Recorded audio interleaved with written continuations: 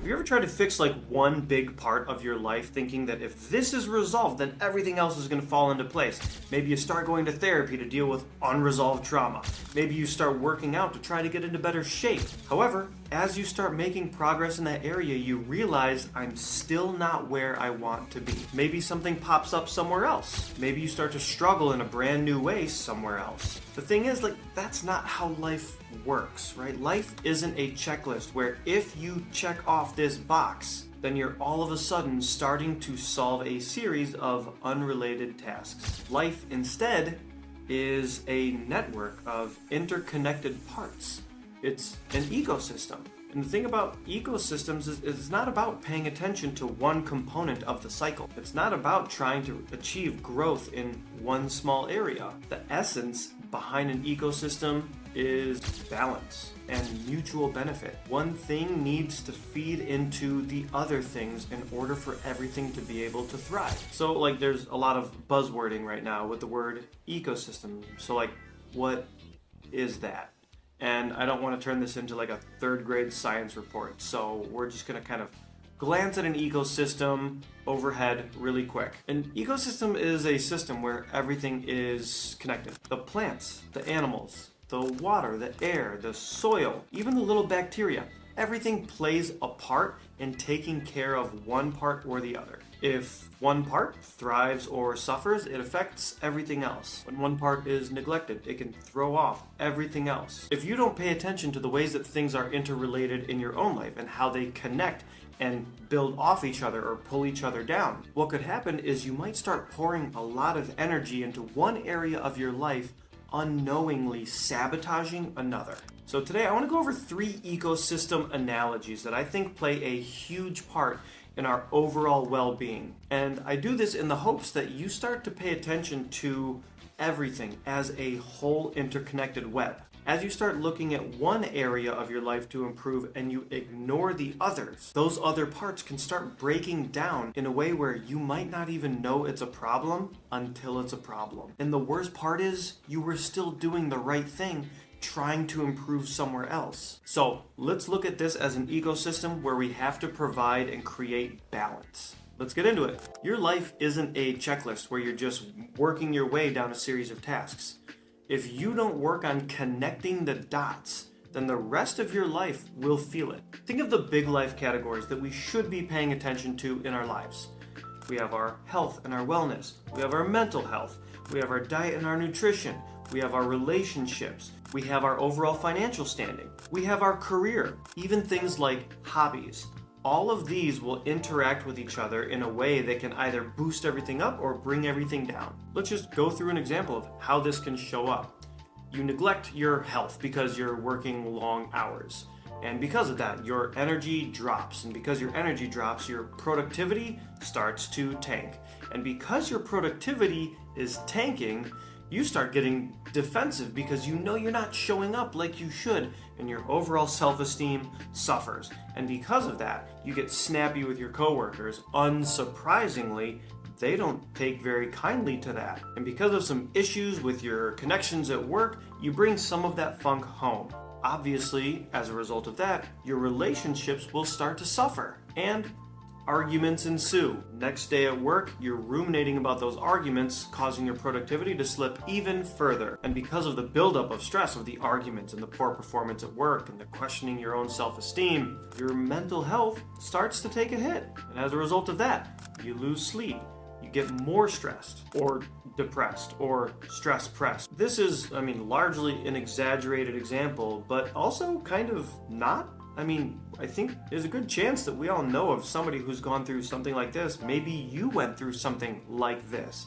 Maybe not in this exact sequence, but there's oftentimes some kind of relatability to this instance where one thing, just trying to do better at work, all of a sudden starts to negatively impact other parts of our lives because we're prioritizing one thing and neglecting another. So when we look at our life like an ecosystem, sometimes we do have to prioritize one thing over another. But we have to realize the idea of balance. And in a true ecosystem in real life, there are invasive species that can come in and disrupt the entire cycle. As an example, the Burmese python in Florida was a non-native predator that came in and started absolutely disrupting the ecosystem in that area.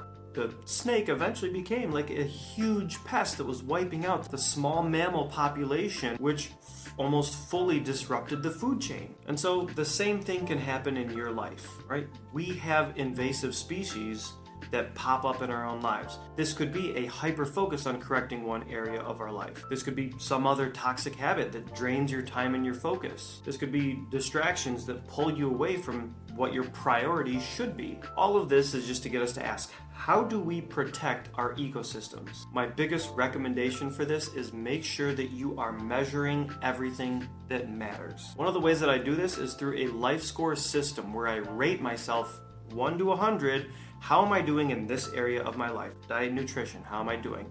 Physical health and fitness, how am I doing? My mental health, how am I doing? And I rate myself in 12 different categories just to see, how am I doing in all of these different areas? Am I forgetting about one important part? Am I paying attention to the things that I really should be focusing on? Am I creating balance throughout my whole life in a way where everything is going to be growing up? If you want to try this exercise for yourself, then as kind of a shameless plug, it's a huge part of what I use for my planner, but you can actually get the download of just the life score if you go to www.elucubra.com. And there's a link in the description of this video. Let's move on. Great planning is like putting nutrients into the soil where you're trying to grow productivity? I don't know what that plant would look like, but just humor me. Time is not just a schedule that we put down on a piece of paper. For us and our productivity, time is, you guessed it, an ecosystem. Good planning is like fertilizing the soil, and it helps us set the foundation for strong and sustainable growth. But if you don't balance planning and action, what you're going to end up with is planning without action, which is incredibly pointless. There's no reason to have a perfect plan in place if there's no action behind it, because it still doesn't get you anywhere. Also, if you have action without planning, you can end up being reckless or busy but inefficient. You can just start to run in circles rather than moving forward. A healthy time ecosystem means that our short-term focus, that's our minutes, our hours, even our days, will feed into our midterm focus. This is our weeks, our months, and our quarters, and these feed into our long-term focus. This can be what we want to do for the year, what we want to do as part of our life's mission. But if you're not intentional with how you go about this, you put time and effort and energy into things that don't propel you forward. So for us, we have to protect the time that we have, and we have to make sure that we plan the time that we have, because effective planning helps us get effective action. Effective action helps us build up to our bigger goals as we move up the food chain of time and productivity. You might think that personal growth is a solo mission, but your environment can be a part of whether you make it or break it. See, looking at our communities as its own ecosystem, we want to look for the communities that fuel our growth. Maybe that's surrounding yourself with people that challenge you in a positive way. Maybe that's joining groups where growth is the norm. Maybe that's being around other people that push you to be better than you are. Bad communities do almost the opposite. They pull you back into bad habits. They can make you feel guilty for growing. They can try to convince you to settle for less than you're capable of. I look at this like companion planting in a garden, where when you plant two things next to each other, oftentimes they can have a beneficial relationship or they can have a contradictory relationship. If you plant marigolds next to tomatoes, the marigolds can attract pollinators, which will encourage the fruiting of the tomatoes. However, some plants will also attract the bugs that will hurt your plants. So when you plant those next to each other, that has an adverse relationship. So our goal is to be planted next to the people that are going to help us grow. Another analogy, have you ever heard of crabs in a bucket? There's a story that actually pops up in a lot of personal development books where there's a bucket of live crabs, and one of them eventually kind of grabs the lip of the bucket and starts making its way out. The other crabs will grab onto it and drag it back down, preventing it from escaping. Now, this probably isn't always malicious from the other crabs. They're just kind of like doing what they see and what they know. But we have people in our lives that will do this exact same thing, where maybe we're about to make some significant growth, but because they are where they are in their lives, they drag us back.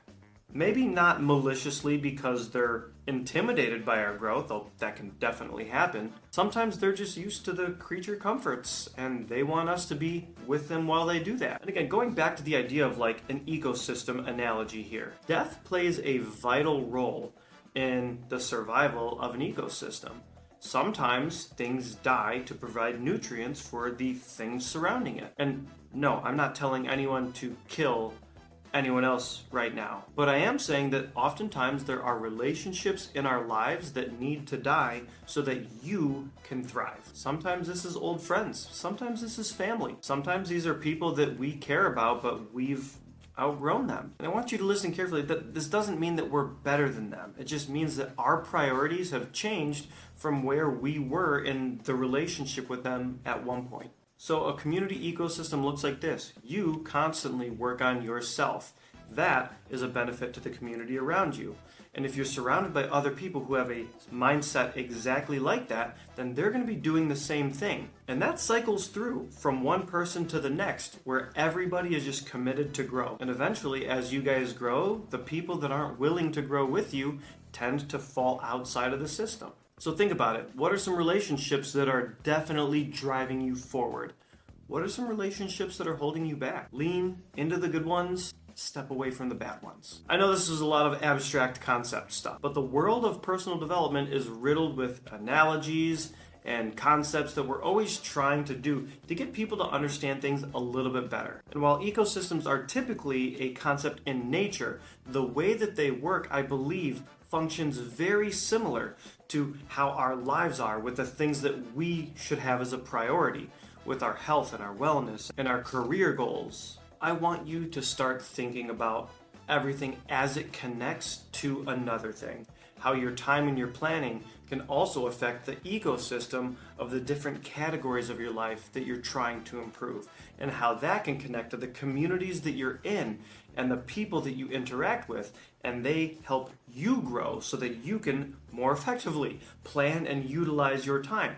It's always going to be cycling back where the ecosystems are their own ecosystem interplaying between one another. And as fluffy as this sounds, this is almost exactly how I try to live my life day to day. So if you truly want to grow, start treating your life like an ecosystem. Your life is connected. Your time is connected. Your community is connected. Improve the whole system and you'll improve your life.